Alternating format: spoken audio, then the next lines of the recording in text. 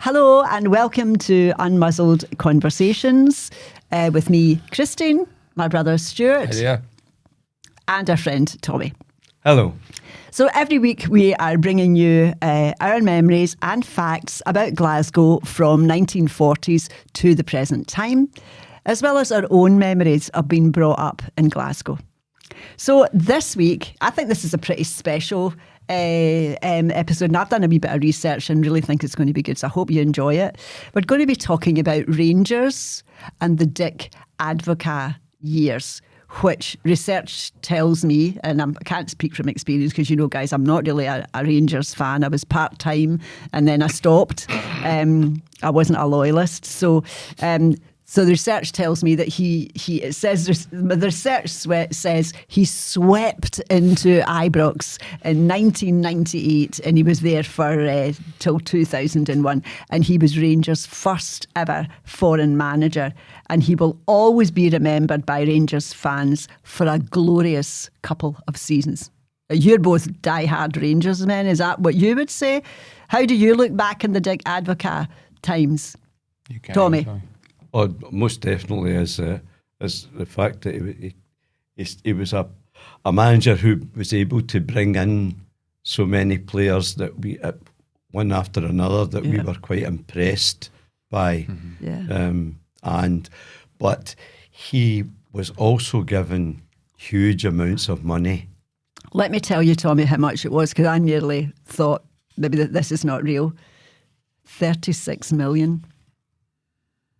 That is how much money that he was given to bring in players. Yeah. Because it was says that when Walter Smith retired, and he retired in 1997, and therefore Dick Advocaat was he was the follow-on manager from that. And I think that Walter Smith had put together quite a good team, because he was given quite a lot of money as well in his retiral year. And I think it says that he wanted to kind of leave a good team, or the bones of a good team, for the next manager coming. So when Dick Advocaat came, there already was quite a good team, but he was given a huge amount of money to bring in and to even improve the team further. So that is your memory then? Absolutely, yeah. But he also bought Bert Konterman. Who's that? He's a big Dutch player who wasn't very good. But most of the players he bought inconsistent, were good. But no, he was consistent. Do you think so? Oh dear. If Stuart decides it, that's it. Person non grata. That's it. You'll not change his mind, Tommy. No. You wouldn't change his mind. mind. He scored a wonder goal once. He scored a wonder goal once. Never convince them that they're any good once. I remember one time somebody wrote in the papers that Rangers didn't have their troubles to seek. Michael Moles was unfit, but Bert Konterman was fit. It says here, which I didn't know, which is that before the days of the enormous money that was that clubs were able to make through the TV deals that they were made, that having a full stadium of fans was the way that you brought in decent revenue. Yeah. And it says here, there is nowhere else where you will find such hardcore fans as in Glasgow. So they really could depend on a stadium full of people, because that was the only way that the money was coming in. Mm-hmm. Of course, there would be the company who provides the advertising and the uniforms. I was going to say the strips. But it says here that you could become a financial heavyweight if you had all these fans coming and paying every month, every week at the stadium. So it says that it's no surprise that Celtic and Rangers were in a strong position because of that, to attract all these foreign. Well, to make them look attractive to foreign people to want to come. People want to play in front of big crowds, and the difference between Scottish football and English football wasn't as great then, because the big money was about to hit the English league, but it hadn't at that point, and we were relatively comparable. I mean, Rangers did beat Leeds United home and away. We were the champions of England a few years before that, and we're holding their own in Europe. Yeah, but Advocaat did buy mostly Dutch players. It was mostly Dutch, because he himself was Dutch, and they were all good. He? He'd been a manager of the Dutch national team. He was, of the Netherlands, that's right. I read that it says that younger followers might find it quite difficult to believe that that Scotland was a real destination for European players at that time, which is obviously not now. So I don't think it was difficult for Dick Advocaat to get people to come over, because to play for Celtic or Rangers was very appealing for people because of the strong attendances. Stuart says that when there was the difference was not the same as far as the financially rewarding for players as well. Rangers and Celtic could both pay really good money, and it would be an awful lot more than most continental clubs. At that so time, you could buy God. really top class continental players, for example. So that's why he could have probably bought the whole Dutch national team to us if they'd been available. The fact that he brought so many over at the time, because the finances were, the first thing you're turning around and saying as well, it's X pounds, which is it's double what you were getting. So where are you going to sign right away? And the so fact from the financial aspect of it, he was miles ahead of everybody to be able to get that, and he obviously negotiated that before he even took the job. He knew that he was going to be bankrolled.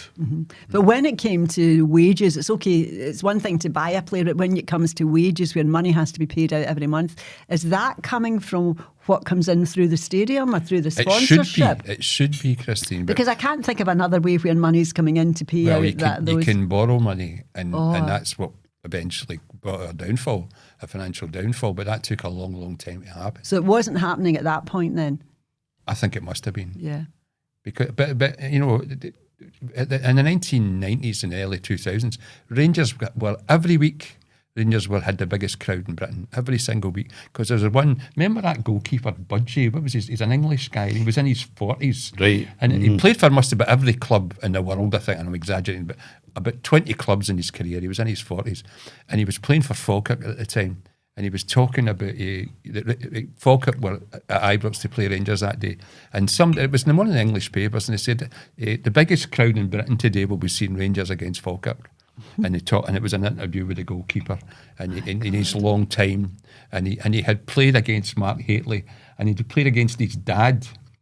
When his dad was, I can't remember what his name was. His dad played for Tony Hateley. Tony Hateley, and Mark he says, Hateley's dad. and he said, because he was English, wasn't he, Mark? Aye. So he played against two generations of the same family.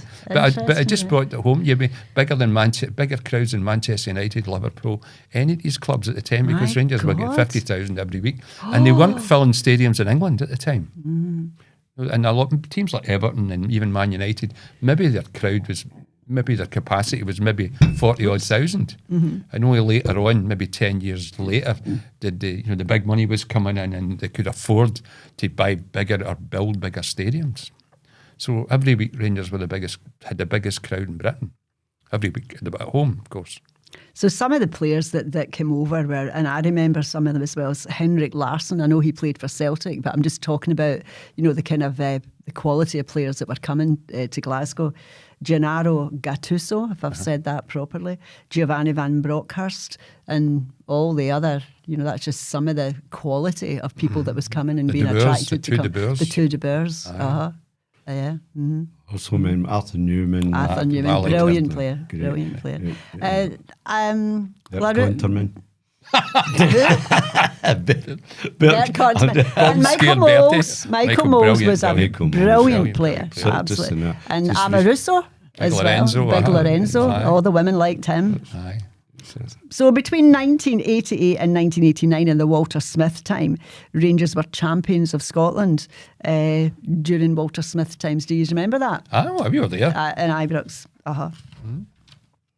And so, as I say, when he announced his retirement, who was going to be taking over from him was going to be Dick Advocaat, and he put together a good team. So it says here he was given 13 million, nearly half of what Dick Advocaat was given, a third of what Dick Advocaat was given. And the players that he brought in were Marco Negri, Lorenzo Amoruso, Tony Vidmar. I don't remember Tony was Vidmar. Australian. Was he? Ante Niemi and a 19-year-old Gattuso.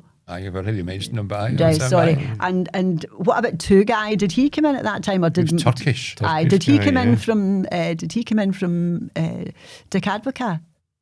I don't remember Tommy. I remember him playing. Yeah. He was pretty nondescript. He was just all right, but he didn't last at Ajax. He went down to England, had a good career. Did well. So remember Amato? Remember that guy Amato, the Argentinian guy? Brilliant player. And he said all the right things, didn't he? He said, we've got to get into Celtic and all that other stuff that all the Bears loved. But he was a brilliant player, but he was too slow.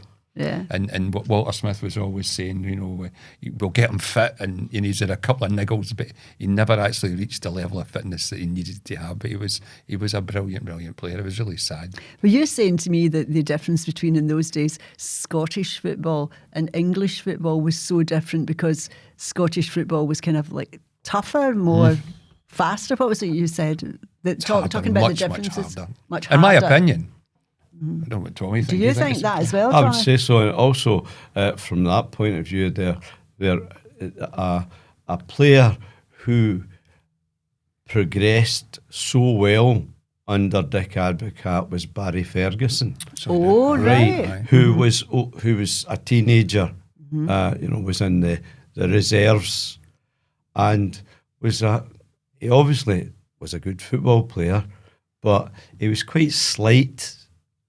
And Advocaat put him into the gym, toughened him up, and put him into the team he, as I say, he was in the gym and he was muscular by that time. He was ripped, as they say. By the time he went into the first team, and it wasn't a wee slight boy anymore. I'd said to him, look, if you can get yourself toughened up to be able to compete, then you can do it. And he was, I must say, Barry Ferguson, I assume Barry Ferguson was happy to follow the regime that they put out for him, fitness regime, and he went right through the whole thing and came out the other end a superb player, and went and was able to shine among these top players that were round about him. So true. So you had to be good to get into that team. And he was Scotland captain, remember, for years. And he held his place. He played for Rangers for a long, long time. Basically, he left for a wee while and he came back. But he had a good career, a full-length career at Ibrox. But certainly Dick Advocaat was the person who took him from being a young player with talent into a fully fledged great professional football player. Yeah. What do you think it was about Dick Advocaat that made? I mean, it's one thing to have the money, which is a brilliant thing to bring in these players, but I suppose they're all from different countries. So you wonder what he does to make it all cohesive, to make people to be successful as they were. I don't know, Christina. Even nowadays, people don't really know. Apparently it's part of your personality. You be kind to some players and you be hard on other players, basically to get the best out of them. I think the best example of that we would say Jock Stein did it. Jock Stein did it with Celtic, who were players who were at the best, who were never. That's the thing about Celtic pre-Jock Stein. They were never even challengers for the league anyway. And basically the same players, he bought maybe two players, with the same players that won European Cup, and then they were contenders for years and years. For the European Cup. But Alex Ferguson, when Matt Busby left Manchester United, for about 20-25 years, they never won anything. And they bought the best players, they paid the highest wages, and they could not, and they went through tons of managers, and they could not get a winning team till Ferguson came. And it took him a couple of years, but he did it. But the main thing was he kept it. They say you can win one league, and after that it gets harder and harder. But he won it, he was successful for his whole career, maybe 20 years at Manchester United, maybe even more than that. I can't remember. But nobody really knows how to do it. There doesn't seem to be a formula.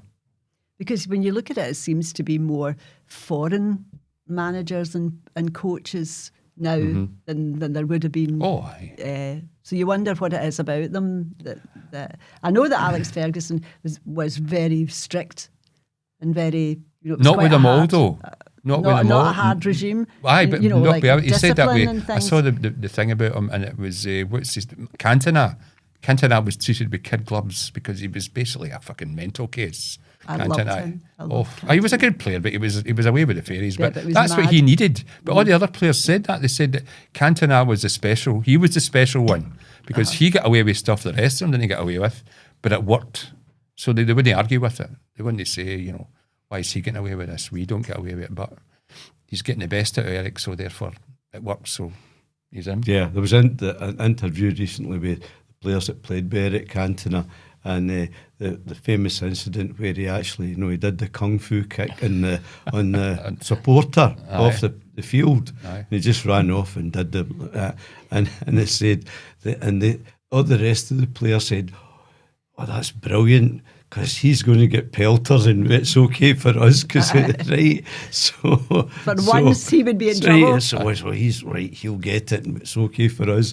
And at the end of the game, that Ferguson came into the dressing room and went round everybody and says, "You were shite, and you were shite, and you were shite," and he never said a word to Cantona, and they were all expecting to get slaughtered. For once he'll get a doing. And it just not say a word to him, and they let him go. Isn't And that's real special talent to know that, to understand human beings so well that you know what each person really needs Yes. within a given personality, isn't it? I think that's why you don't really see that kind of success, because I think it's a very special skill for people to have that, whether it's in football or whether it's outside of sports, even just managing people. Yeah, I think that's it's what a Stuart really said with I think Dick Advocaat had that ability, you know, and as Ferguson's Jockstein obviously had Yes, it. You know, yes, people like that, yeah. that he had that ability to be able to control players, know exactly what made them tick. And so therefore would know how to wind them up or how to calm them down and get the best from them. Because he got the best from Dick Advocaat, I think, got the best from players that he brought in, and he was very good at getting somebody to fit in. I think he brought players in that fitted where he needed to. He had a way to play. Yeah. And he didn't buy. It was never. I don't think it was ever a kind of scattergun approach to buying players in. He was always buying players that just went into exactly where he wanted to do, and fitted into the team right away. That's critical, though, isn't it? That people will understand and get your regime, and also will fit in with the team, as well as being good footballers. He was also desperately unlucky. Remember Marco Negri. You know, the guy, an Italian guy who had been scoring a lot of goals, never made it to Italian, international team, but a brilliant player. And he only lasted one season. He was involved in an accident to his eye, playing at Squash with Big Lorenzo, and he never played again after that. Crikey. Because I've got it down here that Negri in particular scored 33 goals in 26 games. Phenomenal. Yeah. And he was quite young as well. I mean, he was maybe 22 or something. You think, this guy could have been world class. That's right. That squash injury. Aye. It was a thing. Bloody When it hell. stopped. I don't even know what happened. Did he go back? He went back to Italy. But Yeah. I don't think he played, did he? He maybe played at a lower level, but he never did anything after that. Certainly, it was never known as a player. No. After that. Says as well that Dick Advocaat shipped out the old guard. So he took out Mark Haitley. I'm just saying these, for example, Richard Goch and Trevor Stevens. Do you think that was the right thing to do and make? Well, yeah, it's got to be room done. for I mean, new that's players. That's what like Ferguson always did. And he said he get shot at them just at maybe even just past their best, and he would get rid of them, and he'd be totally ruthless and did it. And it worked for him, so it's always sad, isn't it? If you've had a player who's been a great servant, it's sad to see them go, and you think maybe they'll come back to form and they'll do something, but generally they don't. But I think as well, if you're playing, does it really matter if you're playing well and doing well within the team? I'm not going to say it doesn't matter what age you are, because it does. But surely if you're performing, whether you're old But team or the not, thing is, though, Christine, are younger ones outperforming you? Is it that? Is that there's what it that is? as well. Well, you hope that's what it is. Yeah. When we were young, it was a guy called Alex Scott who played for Rangers in Scotland. A young guy called Willie Henderson came in, and he was better than him. Yeah. And Alex Scott was shipped to Everton, and there's the So it's Jim, quite Jim ruthless, Baxter isn't it, came, then? and then a national called Billy Stevenson, good player. Jim Baxter was better than him, and there was Willie Johnson who replaced Davy Wilson, and there was all these guys. Jim Forrest replaced Jimmy Miller. You know, all these guys were good players.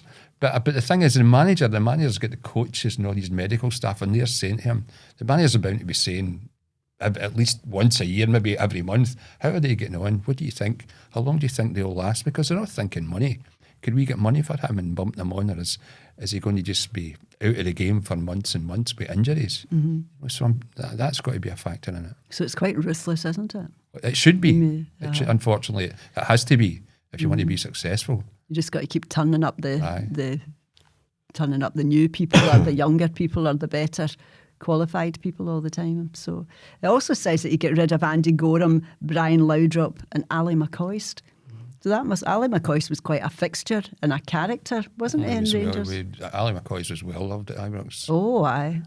Probably of all the players I can think of. Because he's a proper personality. We met him a couple of times, didn't we? Oh, yeah. Well, Tommy probably knew him quite well. I met him twice. But Did you know him, Tommy? At that time, I was quite friendly with him. His best pal has a band, right, that I used to sit in on, and Ali likes to sing. Does he? Ali does. Is he any good? He used to do the Ali rap, and then he did.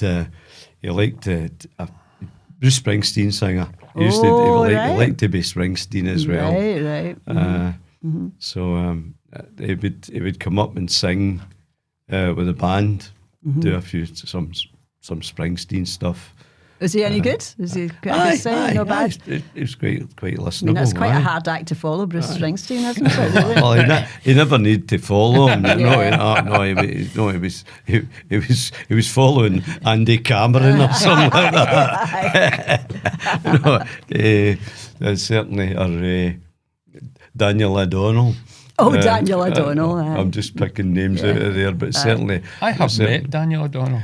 Yes, and is that something you wanted to share, Stuart? I thought it was something you want to keep quiet. Well, I'll tell you if you want. Please. My pal Andy is his cousin, and he comes for this wee island, and it's actually like remember that one about. What was the one about the priests in Ireland? What was it? Father Ted. It was like Craggy Island. I actually came for this place. It was exactly the same as Craggy Island. Right. There's only two famous people for this place, right? We'll call it Craggy Island. There's Daniel O'Donnell and Big Pat Bonner, right? And I've met them both. On the 2 days I met them both. Really? It was my pal Andy. Were you in Ireland? Aye. Oh. My pal Andy, he's got a cottage in Donegal. Oh, nice. And Daniel O'Donnell lives near him, and Daniel O'Donnell is his cousin. Oh, so right. they're all right Tims, but I went to the chapel with them on the Sunday, right? And I'm always boasting about this. They all put shrapnel in the collection. I was the only one, the proddy boy, who put paper money in it. There you go. There you go. So I'm covered, you know. You're covered. I'm covered. Aye. No bother. So we reached Daniel O'Donnell's got one of these Porsche Cayennes, right? Oh, nice. And his wife was with him, and his mother was with him, very close to his family. And Daniel O'Donnell recognised my pal Andy, who was his cousin, and he said, "Oh, you're Andy." He goes, "Aye," and he's talking away. So he was very pleasant to us. And he gave me one of his CDs that I passed on. Can you say no, can you? He actually comes across as a nice guy, to be fair, Daniel O'Donnell. He doesn't seem to take himself seriously. Yeah. Anyway, Well, Daniel O'Donnell CDs I think they're absolutely brilliant for getting the ice off your windscreen when you scream. I had no idea what you were going to say there. I was like, what is he I might well tell him that, because I know where you live. It's a right frosty morning. I've been saved by a Daniel O'Donnell EP. Oh, God. So he has got his uses. I didn't know he had any, but there you go, he has one. So we were mentioning about Dick Advocaat being given £36 million. Now, that's a lot of money going back that time. Do you think he spent it well? Do you think he spent it wisely? It's a lot of money to be given. I don't think anybody cares. See, for football fans, I don't think that whether he spent it, he obviously spent it wisely because he was successful. Yeah. But a lot, what eventually happened after that, further up the line, it was the start of the financial problems with Rangers. During the Advocaat years or afterwards? It started with Souness. It probably started with Souness after Advocaat? No, before. It was before it. He was the first man. Walter Smith before him? No. Souness recruited Walter Smith to be his vice manager, his under manager. I see. It's a long time ago then. Souness was given the first of the open cheques and spent freely. Mm-hmm.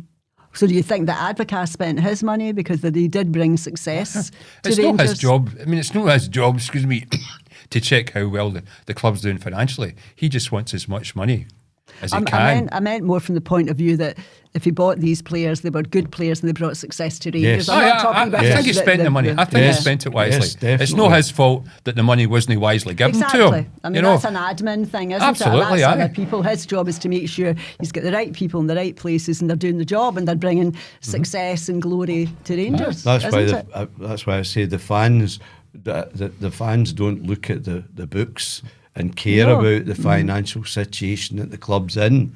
They just look at the team and say, he's a brilliant player. I don't care how much he costs. He's worth every penny. And they're happy to watch. It's an entertainment business. Of course. That's what you go there for to see. And if they're not performing well, you say, well, he's not worth that amount of money. Or he is. Yeah, because the proof's in the pudding, isn't it? I mean, you can say we spent this and this, but what happens is on the field. Well, unlike show business, football is a total meritocracy, I mean, obviously, there's managers who have favourites, and you see guys in the team, you think, why is he picked in the team? But generally, the best players are playing. So and if you're not very good, you won't last long. You'll be out the door. So you come in, you're found. You either do well or you don't do well. And you fit into the team or you don't fit into the team and you're gone. So they won't carry players for any amount of time that are not very good. Can you remember any of the trophies? I don't think I've got a note of them. That there was one leagues. during or leagues that were won during the Advocaat years. I don't remember individual ones. No. No. Well, just trying to think about what we were at. I mean, they won cups and leagues at the time. A happy time for Rangers fans, though, They did quite well in Europe at times. Aye. They were never slaughtered. That was the thing. They were up against some good teams and they held their own. So in between, all in all, everybody was very happy with I just remember it as being a happy time, and I knew a woman who worked at Ibrox, and I was over there, not a lot, but now and again, and she got my son in to show him around the stadium and all that kind of thing. And I always felt that within the Ibrox stadium there was a real buoyancy. There was a real, when you walked into the reception area, there just was a really nice vibe of success, and people were just happy. So do you think that looking back now from where we are today, looking back to that in your memory, that was probably some of the best years that Rangers had, the Advocaat times, or do you think there were other years after that where you saw Rangers doing really well? Well, I don't think there wasn't many. Well, Walter Smith came back. Aye, and he did quite well and for a while. Did quite well again, but again, as I say, this is this thing that we didn't know what was happening behind the scenes. Although Stuart and I had got wind of it. Aye. Because we were at the annual general meetings. As we both had some shares, and we were able to go and watch that. And we knew this is not going to end well. Yeah, because remember the incident we mentioned before. Aye. The guy who owned the club, Murray, had said that he said that he was going to sign the cheque to get rid of the debt, and then didn't do it, and never come back for years to the giant AGM. So you knew then that something bad's happening. So and there were rumours as well. There was rumours starting to come out. Oh yeah, and there was no more really big signings after that. Yeah, So there was the programme in that's on the Radio Scotland. What's the two? Tam Cowan and Stuart Cosgrove. But now it's all just their commentary. But they used to do some voiceovers, some sketches. They were really good. Football sketches. Ford Kiernan was in them. That's right. He was in He used them. to do these sketches. Like sketches of what, like fans or No, just people talking about the game? Actually doing impressions of managers. Oh, right. Right. Like Alec players. Ferguson and, right. Very proud. Very proud of that boy.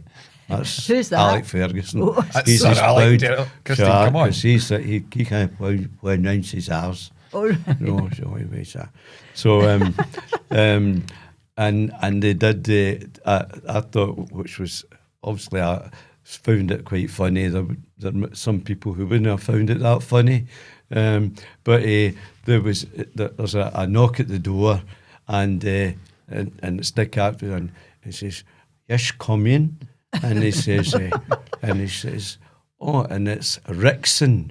Fernando Rickson, right? And he says, "You wanted to see me, boss?" And he says, "Yes." He says, "Can you hear the drums, Fernando?" He says, "Yes, boss, and I think I can hear a few flutes as well." A few what? A few flutes as well. I went for Dutch into a bit chuchtery. I went a wee bit chuchtery there. Nice combination. That's Tommy. God, that's right. And poor Fernando Rickson, eh? So What that happened was to him? that's it. Well, unfortunately, and it's amazing how Michael Mols had a brain tumour just last month, and has survived it.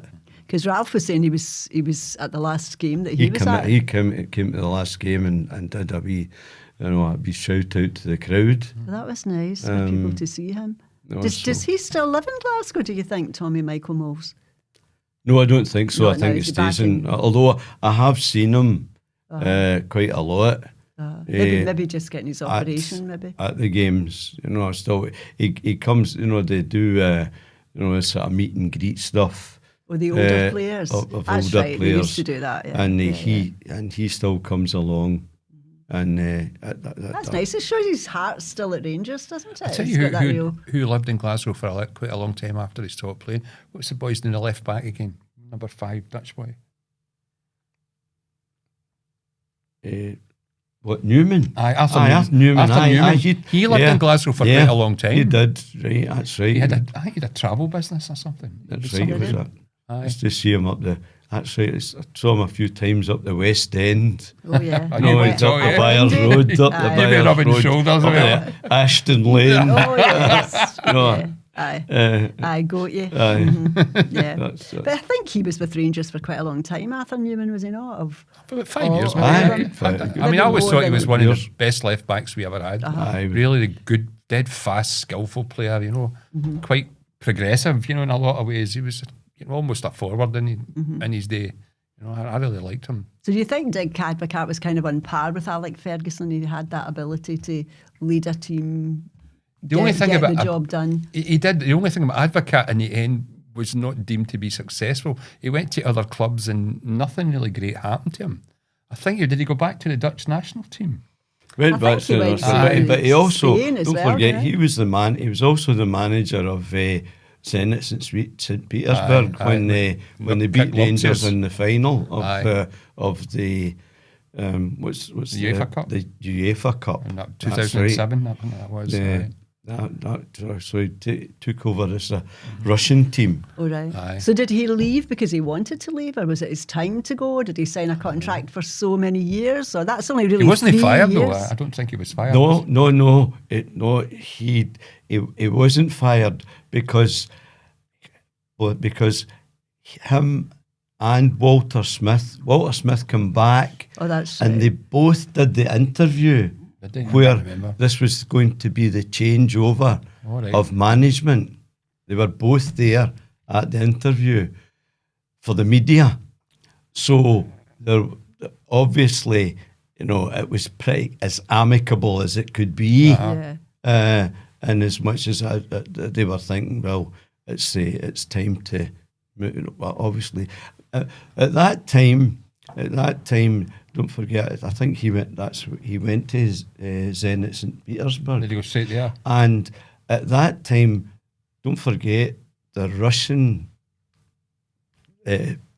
Yeltsin and all that were around, and Russia had exploded into a free fall of money, where they were basically corrupt and stealing everything in Russia at the time.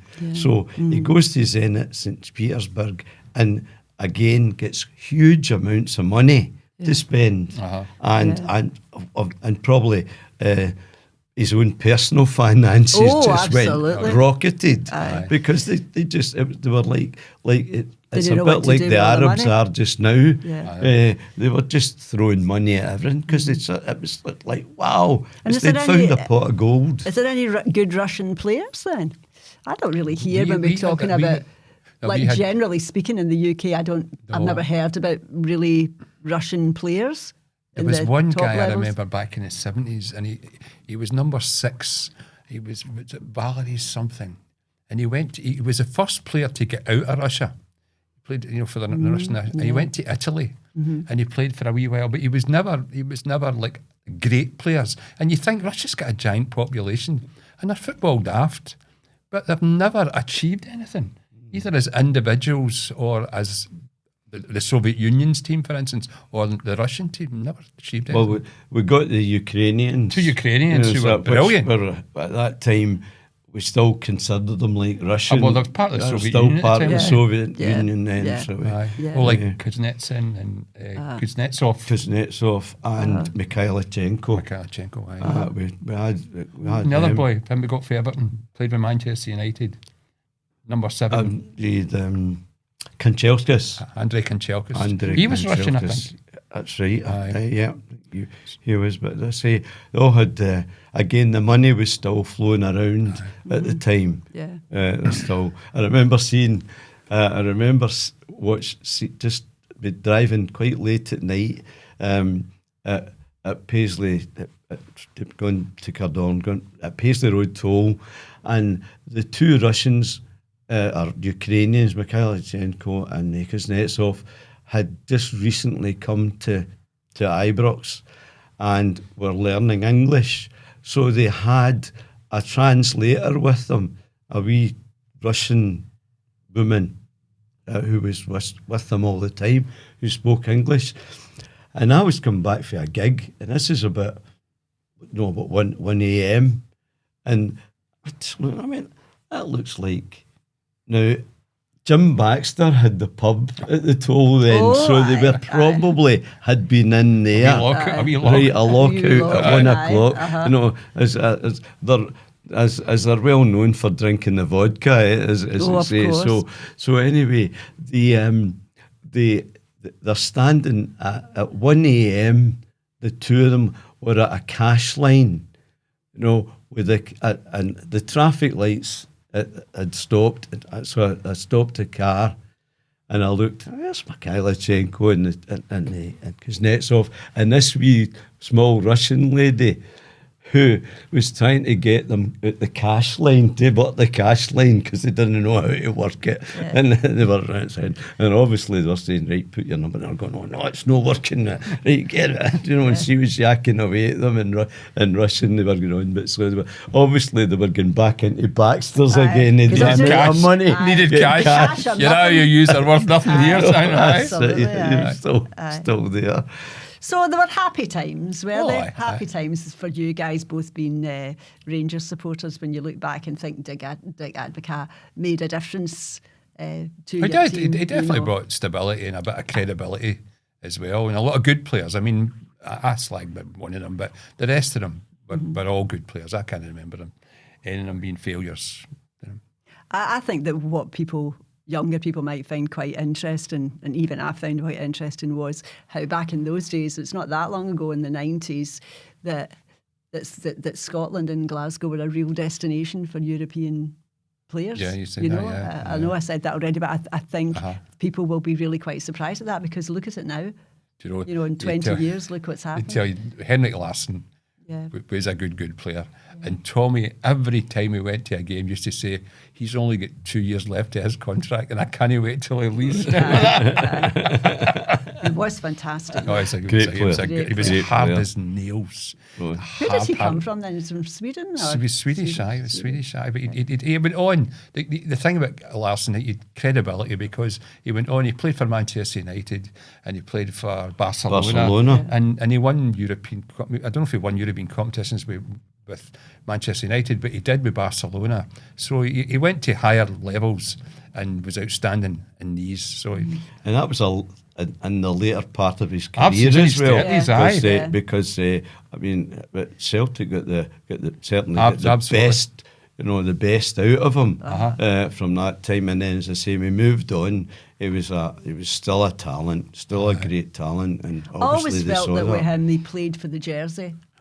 Well, do you know Because what? he had that mentality. But the guy's character was he had a hometown team, and he said that at the end of his career he was going to spend a couple of years playing with him because Manchester United were desperate to get him to go back, and he was still maybe about 33, 34. He was still great Nick, and he said no. It was at Helsingborg or something. Helsingborg, that's he right, says that's no, I'm not going back to because I said to Helsingborg I was going to play for them for 2 years and I was going to play say for next year. So he got this offer from Man United, huge amount of money and status. Didn't he do it? Went back to his hometown Shows team. you what a So good man he is. that's Shows you you've got good integrity. character to do that. Absolutely. So when Dick went, did all the Dutch players go as well, or was it just Gradually they through went away, time? didn't Or- Yeah, would gradually go. I think that again, a lot. Every manager that comes into a football team is they've got knowledge of players that they think are good, and they try and bring them to the team that they're with at that time. Yeah.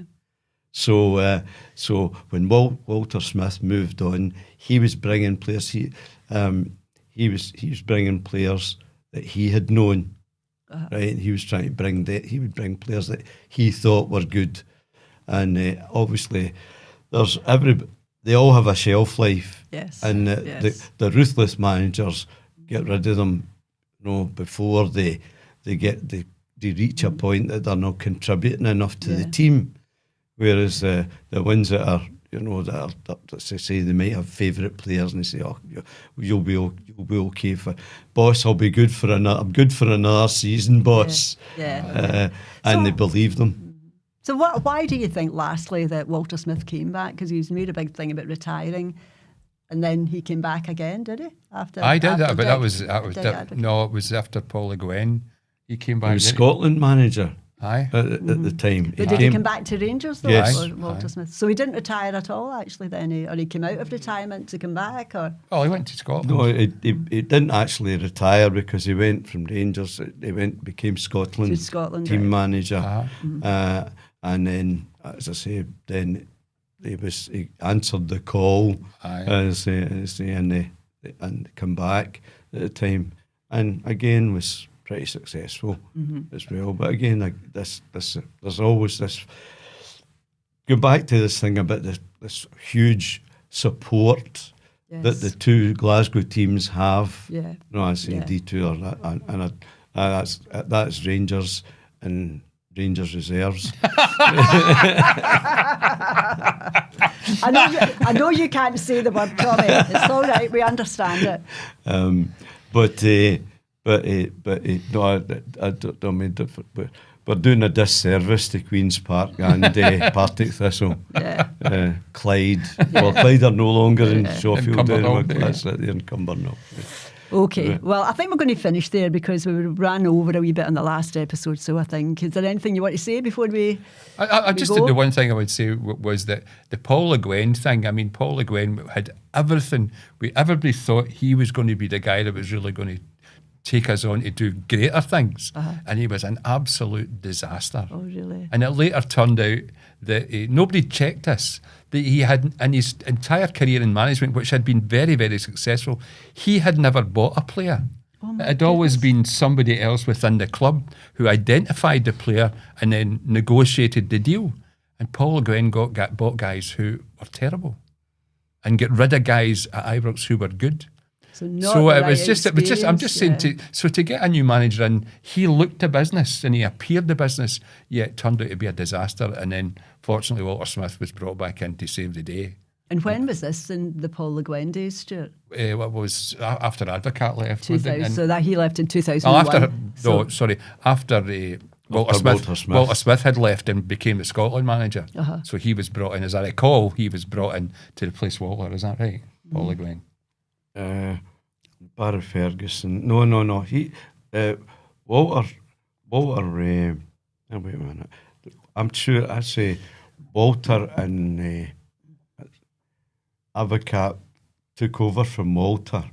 Right, Uh-huh. so then Advocaat, then it would be Paul Le Guen. Was it Paul Le Guen? Paul Le After Guen him. after that. Yeah. And I think, as I say, this thing about there being Advocaat being the first continental manager, He was, yeah. and then they're Uh-huh. thinking, well, no, Worked we've out. got this, Yeah, we've got yeah. this, we can go down that road now.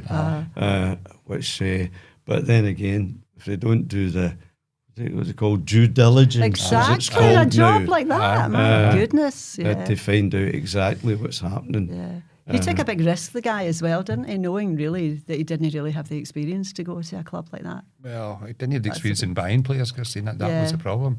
But anyway, Yeah. it was. I mean, I kind of celebrated Murray for having done that. I thought it was a great move. Mm-hmm. It was just unfortunate it did not work out at all. So there you go. So it was nice to talk about happy times with Rangers because we have talked about them, maybe not so happy times. So I remember well these times. So let's just finish on that wee note. So thank you very much for your company today. It's been brilliant to have you as always. And remember that you can find our podcasts on Spotify and YouTube, and on social media. You can find us on TikTok, Facebook, and Instagram. So we'll see you next time. Bye-bye from me, Christine, from Stuart, Cheerio. and from Tommy. Bye there now. Bye-bye. And a shout out to Thomas Miller. Oh, very nice. Very nice.